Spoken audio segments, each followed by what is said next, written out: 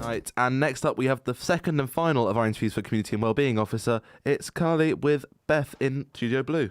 Hello and welcome back to the interviews. In case you needed a reminder, here is what the Community and Wellbeing Officer does.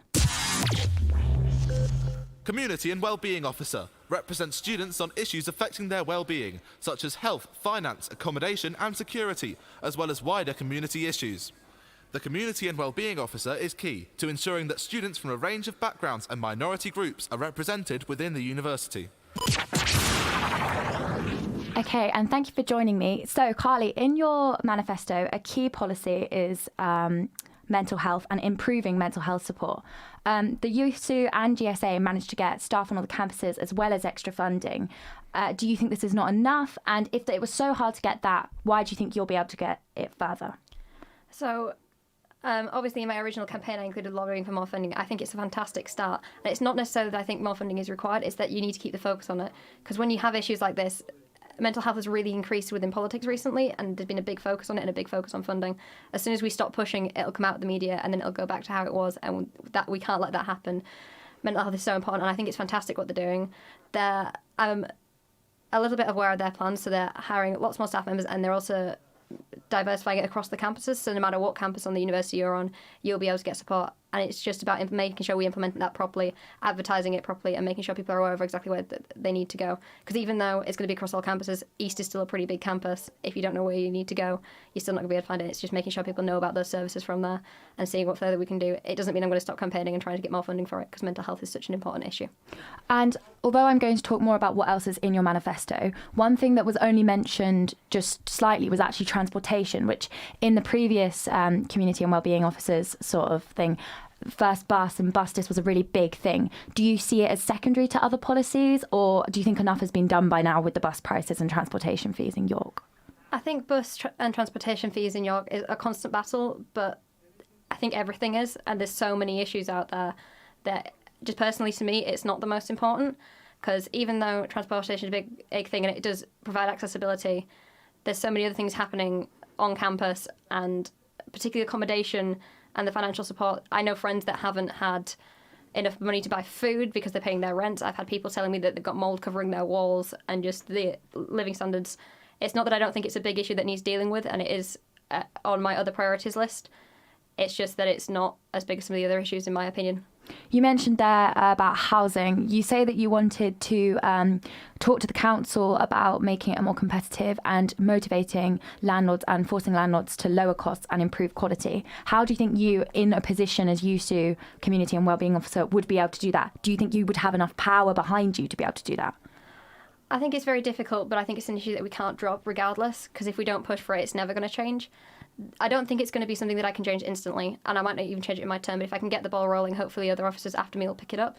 The things that I would do to try and make it work is communicate with the council. They used to have systems in place where they would actually go check on properties, and they just didn't have the funding for it, so trying to put those things back in place and trying to compromise with them and seeing how maybe we can fund schemes like that, maybe by doing fundraising events, and also just having some sort of report system. Maybe they don't have to do it on a regular basis, but if there is an issue that's being raised to that level where it is a legal problem, because some of the standards that students are living in are horrendous, if it's to that extent, we should be able to notify them and they should be able to help and support us, because it's also bad for their community. It's bad for the businesses that are running those accommodation. It gives them a bad representation, and we don't want that. We want to work with them and form a community. So that's working with the estates to give them better quality properties that will make students want to go there. It's just that at the moment, because demand's so high, they don't always meet those standards that they should. And in terms of prices and quality, it is going to be compromised between the two, but you should be paying for the quality that you get. So if you're paying £140, you shouldn't be £40 a week. You shouldn't be in a room that floods every time you take a shower, like I was in my first year.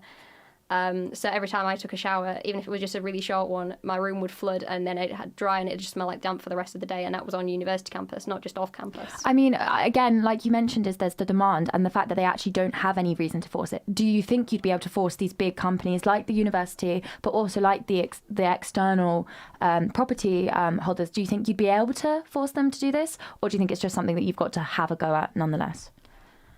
I think we could push for an improvement. I don't think we get all the way there. So particularly on those problems where I said that it's that extreme, that it's actually legally wrong for landlords to be doing this. In those circumstances, the council should be intervening anyway, and by pushing them and making them aware, by running campaigns such as Rent Rant that's already been done and continuing those campaigns, at least in those extreme circumstances, we might be able to make a difference. And a key issue that's recently come up in terms of the community and wellbeing sphere is actually lots of the online wellbeing. So with Your Fest and pages like that, it's become a bit different with it being accused of having racial hate crime and hate language on it. What would you do to react with this? Is this a USU issue? Is there anything they can do? And as this has been a problem for years, do you think it will change now? I think it's possible to change it, because the fact is that when you get online, that it is cyberbullying and it is harassment.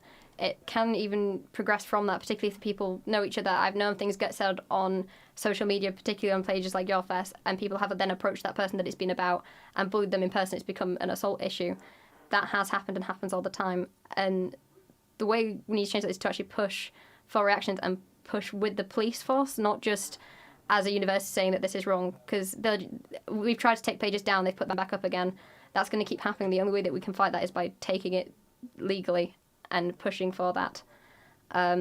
It's hard, and in my opinion, it is a USU issue, because they are representing the university in some way. They are using it as Your Fest. It's connected to the university. People associate it with the university, and therefore it's an issue we have to deal with. It may not be us that's causing it, but we can't ignore it, and we can't ignore the bullying that's going on their pages. A third issue that you actually spoke about was increased student financial support.